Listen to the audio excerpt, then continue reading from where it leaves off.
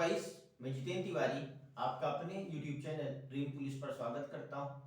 और जैसा कि आप जानते हैं कि हम लोग हिस्ट्री पढ़ रहे हैं, इतिहास पढ़ रहे हैं और इस क्रम में अपना ये नेक्स्ट टॉपिक है जिसका नाम है सिकंदर का भारत पर आक्रमण या इन्वेशन of Alexander on India. Okay, तो सिकंदर को ही अलेक्जेंडर के नाम से जाना जाता है या अलेक्जेंडर को सिकंदर के नाम से जाना जाता है। जैसा कि आप जानते हैं कि हमने लास्ट क्लास में ईरानी आक्रमण के बारे में पढ़ा। तो भारत पर सबसे पहले अगर किसी विदेशी देश ने आक्रमण किया या विदेशी आक्रांता ने आक्रमण किया तो वो थे ईरान के लोग, वो था ईरानी आक्रमण। ओके, तो सबसे पहले भारत पर ऑप्शन दे देगा कि किस देश ने आक्रमण किया या किस देश के लोगों ने आक्रमण किया। ए ईरानी, बी यूनानी, सी यूरोपीय और डी अमेरिकन। तो क्या होगा? ईरानी। तो हमने देखा कि सबसे पहले भारत पर आक्रमण हुआ साइरस द्वितीय का, देन आफ्टर आक्रमण हुआ डेरियस द्वितीय का, डेरियस सेकेंड का। तो साइरस सेकेंड का आक्रमण बहुत ज्यादा इंपॉर्टेंट नहीं है, लेकिन बाद में डेरियस सेकेंड का आक्रमण उससे ज्यादा इंपॉर्टेंट है। क्यों? क्योंकि ईरानी डेरियस सेकेंड ने पश्चिमोत्तर भारत में, वेस्टर्न इंडिया में अपना 23वां प्रांत बनाया। कुछ किताबों में 22वां प्रांत भी मिलता है। तो मतलब फाइनली डेरियस सेकेंड ने पश्चिमोत्तर भारत में अपना राज्य स्थापित किया। इसलिए साइरस द्वितीय से ज्यादा डेरियस सेकेंड इंपॉर्टेंट है। साइरस द्वितीय ने कोई राज्य भारत के पश्चिमोत्तर या भारत के किसी भी इलाके में स्थापित नहीं किया। तो इस तरीके से हमने इसके पहले ईरानी आक्रमण समझा। आज हम लोग यूनानी आक्रमण समझेंगे। तो प्राचीन भारत हम लोग पढ़ रहे हैं, एंशिएंट हिस्ट्री, और काफी दिन बाद हम लोग इंटरेक्ट हो रहे हैं, काफी दिन बाद हम लोग रूबरू हो रहे हैं, हमारी क्लासेस हो रही है। बीच में मैं क्लासेस कंटिन्यू नहीं कर पाया। तो जैसा कि आप जानते हैं कि कोरोना के कारण पूरी दुनिया अस्त व्यस्त हो गई, पूरी दुनिया पर इसके निगेटिव प्रभाव पड़े। तो उस दुनिया में मैं भी प्राणी हूँ, मेरे ऊपर भी कई नकारात्मक प्रभाव पड़े, है ना, कोरोना के चलते, जिसके कारण बीच में क्लासेस कंटिन्यू नहीं हो पाई। लेकिन चुनौतियों में अवसर भी छिपा होता है और इसी वाक्य को चरितार्थ करते हुए मैंने अनअकैडमी पर भी क्लास लेनी स्टार्ट कर दी है। तो जैसा कि आप जानते हैं, नहीं जानते तो आपको जानकर आश्चर्य होगा और खुशी भी महसूस होगी कि JKT21 मेरा रेफरल कोड है और उस JKT21 रेफरल कोड का इस्तेमाल करके आप मेरी क्लासेस देख सकते हैं। और अनअकैडमी ऐप डाउनलोड करिए और मुझे फॉलो करना मत भूलिए, है ना। तो जिस तरीके से आपने मुझे YouTube चैनल में सिकंदर बना दिया, वैसे ही अनअकैडमी पर भी आपको सिकंदर बनाना है। ओके, तो आज हम लोग पढ़ेंगे सिकंदर का भारत पर आक्रमण। सिकंदर मतलब विजेता। तो सिकंदर से संबंधित ये 4 पॉइंट हैं जिनको आपको हमेशा याद रखना है, ठीक ना। 356 ईसा पूर्व, 336 ईसा पूर्व, 323 ईसा पूर्व और 323 ईसा पूर्व। ओके, तो 356 356 BC, 336 BC, 326 BC और लास्ट में 323 BC। तो जैसा कि आप जानते हैं कि सिकंदर एक यूनानी है, यूनानी आक्रमणकारी है और सिकंदर का जन्म 356 ईसा पूर्व में कहां हुआ था? मकदूनिया में हुआ था। कहां हुआ था? मकदूनिया में हुआ था, यूनान में हुआ था। इनके फादर का नाम क्या था? फिलिप द्वितीय। Philip second was his father. Philip द्वितीय सिकंदर के पिता का नाम था और सिकंदर का जन्म मकदूनिया यूनान में हुआ था। 336 ईसा पूर्व में फिलिप द्वितीय की हत्या कर दी गई, फिलिप द्वितीय को मार दिया गया। देन आफ्टर फिलिप द्वितीय का पुत्र सिकंदर या अलेक्जेंडर गद्दी पर बैठा और उस समय उसकी उम्र कितनी थी? 20 साल। भाई 56 से 20 घटाओगे, BC डिक्रीजिंग ऑर्डर में चलता है ना, घटते क्रम में BC चलता है, तो फिर 20 साल की उम्र निकल कर आएगी। तो 20 साल की उम्र में ये गद्दी पर बैठता है और इसने 20 साल की उम्र में विश्व विजेता बनने की चाह इसके अंदर आती है और ये विश्व विजेता बनने के लिए निकल पड़ता है। और इस क्रम में सिकंदर या अलेक्जेंडर इंडिया आता है, हिंदुस्तान आता है और हिंदुस्तान से संबंधित कई प्रश्न हमारे एग्जाम्स में बनते हैं, पूछे जाते हैं। उन प्रश्नों को हम बारीकी से देखेंगे ताकि किसी प्रकार का कोई डाउट हमारे एग्जाम में सिकंदर के आक्रमण से छूटे ना। ओके, तो मेरा नाम जितेंद्र तिवारी है और मेरा लोगो है सरलता जिनकी पहचान। बड़े ही सरल तरीके से मैं जीके जीएस एसएसटी पढ़ाने का प्रयास करता हूं और बीच में थोड़ा सा ब्रेक हुआ तो कोई दिक्कत नहीं है ना। इन्हीं बाधाओं पर हमें विजय पानी है और इन्हीं बाधाओं पर विजय जिसने प्राप्त कर ली वही सिकंदर बनना है। तो हम लोगों को अपना एग्जाम रूपी बाधा को पार करना है और हम लोगों को भी अपनी वास्तविक जीवन में सिकंदर बनना है, अलेक्जेंडर बनना है। तो छोटी सी उम्र में ये विश्व विजेता बनने के लिए निकल पड़ता है ना। तो 336 ईसा पूर्व में क्या बनता है, राजा बनता है। फिर द्वितीय के मरने के बाद है ना, यह इसको क्या मिलती है, गद्दी मिलती है, राजा या ये शासक बनता है और फिर ये विश्व विजेता बनने के लिए निकल पड़ता है।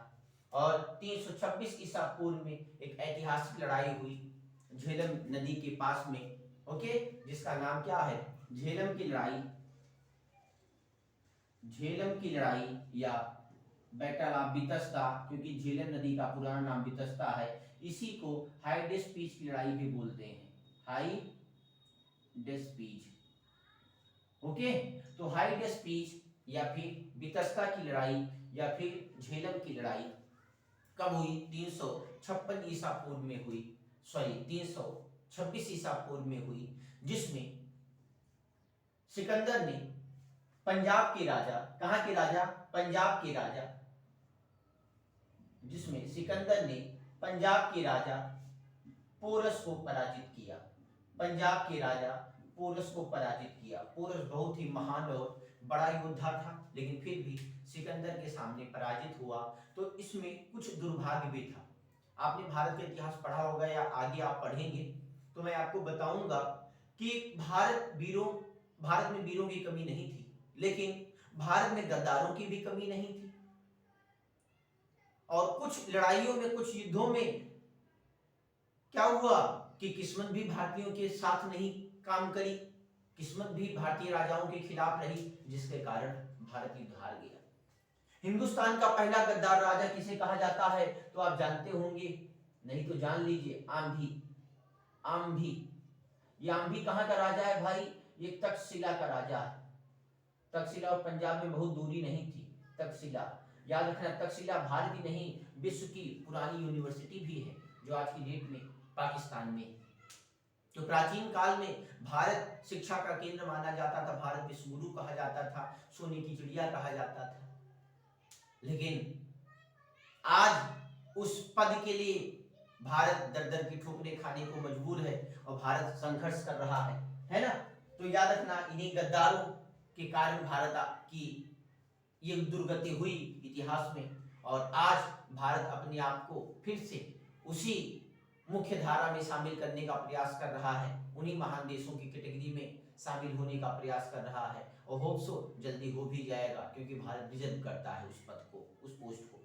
तो याद रखना, आम्भी ने सिकंदर की मदद करी थी। तो इस तरीके से भारत के इतिहास में सिकंदर का साथ किसने दिया था, आम्भी ने, और इस तरीके से आम्भी ने अपने देश के लिए क्या करी थी, गद्दारी करी थी। और भारत के इतिहास में सबसे पहला गद्दार राजा तो याद रखना जयचंद्र नहीं था, कौन था, याद रखना आम्भी था।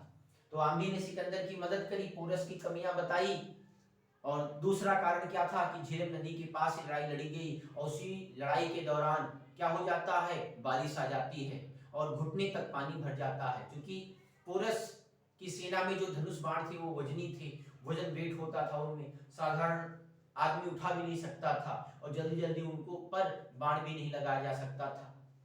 तो जमीन का सहारा लेना होता था बाण लगाने के लिए। आपने देखा होगा कभी दशहरे वगैरह में, मेले वगैरह में धनुष बाण खरीदा हो बचपन में, तो जमीन का सहारा लेकर डोरी पर बाण चढ़ाया जाता था, लगाया जाता था, तब सामने वाली सेना पर अटैक किया जाता था, मारा जाता था। तो घुटने तक तो पानी भर गया। एक बार पोरस के सैनिक बाण मार रहे हैं, आधे घंटे जमीन में पोजीशन ही बना रहे हैं। भावनाएं समझना आप, जब तक तो सामने वाला कई बार कर देगा, क्योंकि उसके धनुष बाण हल्के हैं, उसके वेपन्स हल्के हैं, हमारे यहाँ वजनी वेपन्स हैं। सीता के स्वयंवर में देखा था कि ऐसा धनुष बाण था कि रावण जैसा महाबली भी नहीं उठा पाया, है ना। तो भावनाएं समझिएगा। तो तुरंत बारिश का होना और आंधी का गद्दारी कर देना, ये दो प्रमुख कारण थे जिसके कारण पोरस पराजित हुआ। लेकिन पोरस की वीरता से बहुत ज्यादा प्रभावित हुआ सिकंदर अलेक्जेंडर, और पोरस को उसने राजपाट वापस कर दिया। बशर्ते पोरस से कहा कि तुम मेरे अंडर में युद्ध लड़ोगे, और पोरस ने सिकंदर की अधीनता स्वीकार कर ली। अब सिकंदर आगे बढ़ना चाहता था, क्योंकि विश्व विजय के लिए निकला था, पूरा भारत उसकी नजर में था। लेकिन अब बरसात का वक्त था और ब्यास नदी में, झेलम नदी के आगे ब्यास नदी में बाढ़ आई हुई थी, और बाढ़ से डर गए सिकंदर के सैनिक। ये तो अंदर की बात है। वास्तविक बात क्या है पता है आपको? क्यों? क्योंकि अब भारत में मगध वंश से सामना पड़ता, मगध साम्राज्य से वंश क्या साम्राज्य से सामना करना पड़ता, और मगध साम्राज्य में अब नंद वंश का शासन था। नंद वंश का प्रतापी और महान राजा था घनानंद। तो जब यूनानी सैनिक, जब सिकंदर के सैनिकों को नंद वंश के बारे में पता चला, घनानंद के बारे में पता चला, मगध साम्राज्य के बारे में पता चला कि अब अगर हमने ब्यास नदी पार करी और आगे बढ़े हम हिंदुस्तान में, तो हमारा सामना घनानंद से होगा। और नंद वंश या घनानंद के बारे में यूनानी सैनिकों ने भली भांति सुन रखा था, इसलिए वो नहीं चाहते थे कि हम घनानंद के हाथों या उनकी सेना के हाथों मारे जाएं। और अब न चाहते हुए भी सिकंदर के सैनिकों को अब न चाहते हुए भी सिकंदर को वापस जाना पड़ा, क्योंकि सिकंदर के सैनिक आगे बढ़ने को तैयार नहीं थे, जिसके कारण सिकंदर क्या करता, सिकंदर को भी वापस जाना पड़ा। और रास्ते में 323 ईसा पूर्व में 19 माह 20 माह करीब 19 माह ही रखिए, 19 माह या 20 माह तक सिकंदर भारत में रहा, याद रहेगा, और फिर वापस चला जाता है 324 ईसा पूर्व में। रास्ते में 323 ईसा पूर्व में बेबीलोन में सिकंदर मर जाता है। बेबीलोन में इसको एक बीमारी हो गई, मलेरिया नामक बीमारी हो गई, मच्छर काटने से होता है ना, और रास्ते में ये मर गया। ईश्वर सिकंदर की आत्मा को शांति दे। भावनाएं समझिए आप। 2 मिनट का मौन हम लोग नहीं रह सकते, मजबूरी हमारी। इतिहास का मास्टर, इतिहास पढ़ा रहा हूँ। कभी कभी ऐसा होता है कि एक क्लास में 10-10, 12-12 लोग निपट जाते, लुढ़क जाते हैं, तो हम लोग कितना मौन रखेंगे। बस एक लोग एक बार ऐसे कह देते हैं बस, ताकि वो आत्मा को शांति मिले। ओके, तो समझिए भावनाएं। तो ये 356 से लेकर 323 ईसा पूर्व तक का जो घटनाक्रम था आपको समझ में आ गया। 356 ईसा पूर्व में सिकंदर मकदूनिया में इसका जन्म होता है, और 323 नहीं बल्कि 336 ईसा पूर्व में 20 साल की उम्र में ये राजा शासक बनता है मकदूनिया का। और 326 ईसा पूर्व में ये विश्व विजय के लिए जब निकलता है, तो भारत में इसकी लड़ाई होती है राजा पोरस से, पंजाब के राजा पोरस से, जिसमें सिकंदर को मदद मिली तक्षशिला के राजा अम्भी के द्वारा। और 323 ईसा पूर्व में वापस यूनान लौटते समय रास्ते में बेबीलोन में मलेरिया होकर सिकंदर की मृत्यु हो जाती है। सिकंदर से 3-4 और बेसिक प्रश्न हैं, याद रखना। सिकंदर के गुरु का नाम अरस्तु वाज ट्यूटर ऑफ सिकंदर। अरस्तुटल कौन था? अरस्तु कौन था? तो सिकंदर का गुरु था, बड़ा इंपॉर्टेंट है। सिकंदर का याद रखना, सिकंदर का नेवी कमांडर कौन था, जल सेनापति कौन था, ये भी कई बार एग्जाम्स में पूछा गया है। तो याद रखना, निरियाकस। कौन था? निरियाकस कौन था भाई?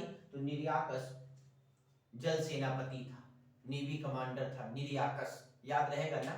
और आगे आप पढ़ेंगे, कल आपको पढ़ाऊंगा नेक्स्ट क्लास में मौर्यन एम्पायर, मौर्य साम्राज्य, और उसमें मैं आपको बताऊंगा कि मौर्य साम्राज्य भारत का ऐसा पहला साम्राज्य होगा जो भारत को यूनिटी, एकता के सूत्र में बांधेगा, और जो अपने साम्राज्य को अखंड रखेगा, और सबसे विशाल और महान साम्राज्य के रूप में उभर कर आएगा प्राचीन भारत में मौर्य साम्राज्य। तो चूंकि भारत पर जितने आक्रमण हुए, विदेशी आक्रमण, वो किस डायरेक्शन से हुए, तो आप देख पा रहे हैं कौन से डायरेक्शन से हुए, ये नॉर्थ वेस्ट, उत्तर पश्चिम सीमा से आक्रमण हुए। इसलिए अब कहीं ना कहीं मौर्य साम्राज्य के लिए ये अनिवार्य था कि वो अपनी उत्तर पश्चिम सीमा को सुदृढ़ करे। और अब चंद्रगुप्त मौर्य या दूसरे मौर्य राजाओं के नेतृत्व में उत्तर पश्चिमी सीमा या अपने सीमांत प्रदेशों पर कमांड बनाई जाएगी और उनको मजबूती दी जाएगी। अब आप देखेंगे कि जल्दी विदेशी आक्रमण अब नहीं होंगे। आगे जब कमजोर होते जाएंगे भारतीय राजा, तब विदेशी आक्रमण फिर से भारत पर होने लगेंगे।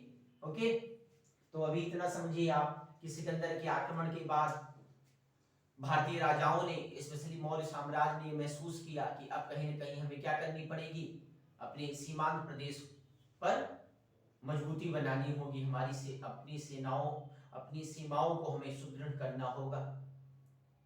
ठीक, तो आप जब पढ़ेंगे मौर्य साम्राज्य, उसमें पढ़ेंगे आप 305 ईसा पूर्व में चंद्रगुप्त मौर्य और सेल्यूकस निकेटर के बीच में युद्ध होगा। तो सेल्यूकस निकेटर कौन था? सिकंदर का प्रतिनिधि था, सिकंदर का सेनापति था, कमांडर था। तो अगर पूछा जाए आपसे कि सिकंदर हिंदुस्तान छोड़कर गया, उसके बाद सिकंदर का प्रतिनिधि हिंदुस्तान में कौन था? Seleucus Nicator. तो भारत में सिकंदर के साथ ही यूनानी कल्चर, यूनानी परंपरा, संस्कृति का विकास होने लगेगा। और अब भारत के पश्चिमी उत्तर भारत में या यूं कहें कि बाद में पूरे भारत में गांधार शैली का विकास होगा। तो याद रखना, भारत में गांधार शैली का विकास, गांधार शैली इंट्रोड्यूस होती है वो किसके प्रभाव से? ईरानी, यूनानी, अमेरिकन, यूरोपीय। तो ऑप्शन में क्या होगा? यूनानी। तो यूनानियों के प्रभाव से ही भारत में गांधार शैली का प्रचार और प्रसार होता है। तो इसके कुछ पॉजिटिव इफेक्ट भी निकल कर आए, जिनको हम गांधार शैली के रूप में समझ सकते हैं। तो सिकंदर के आक्रमण का भारत पर बहुत ज्यादा प्रभाव नहीं हुआ कि बहुत ज्यादा दूरगामी प्रभाव हो। कुछ इतिहासकार कहते हैं कि सिकंदर का आक्रमण एक आंधी के समान था, जो कुछ वक्त के लिए, कुछ समय के लिए तो वस्तुओं को अस्त व्यस्त कर देगा, चीजों को इधर उधर कर देगा, लेकिन थोड़ी ही समय बाद, थोड़ी वक्त बाद फिर से उसी कंडीशन पे वो वस्तुएं हो जाती हैं और जल्दी हम लोग एडॉप्ट कर लेते हैं, जल्दी हम लोग फिर से हैबिचुअल हो जाते हैं कंडीशन के, और हम लोग फिर से अपने आप को रिकवर कर लेते हैं। तो सिकंदर के आक्रमण का बहुत ज्यादा प्रभाव नहीं पड़ा, लेकिन सिकंदर से संबंधित 2-4 प्रश्न हैं जो इम्पोर्टेंट हैं, जिनको मैंने इस वीडियो में बताया, समझाया। तो अगर आप मुझे अनअकैडमी पर मेरी वीडियोस देखना चाहते हैं, क्लासेस लेना चाहते हैं, लाइव सेशन, तो आप मुझे अनअकैडमी पर फॉलो कर सकते हैं। JKT21 मेरा कोड है, JKT21, जिसका इस्तेमाल कर आप 10% का रिलैक्सेशन भी प्राप्त कर सकते हैं। तो आज के लिए इतना ही, फिर हम लोग अपनी हिस्ट्री की सीरीज को कंटिन्यू रखेंगे और नेक्स्ट क्लास में हम लोग मौर्य साम्राज्य पढ़ेंगे। तो अगर आप इस वीडियो को पहली बार देख रहे हैं और चैनल पर हमारे नए हैं, तो आप वीडियो को लाइक करें और चैनल को सब्सक्राइब करना ना भूलें, ताकि लगातार आपको हमारी वीडियोस मिलती रहें। Thank you so much all of you. तो इसको नोट डाउन कर लें।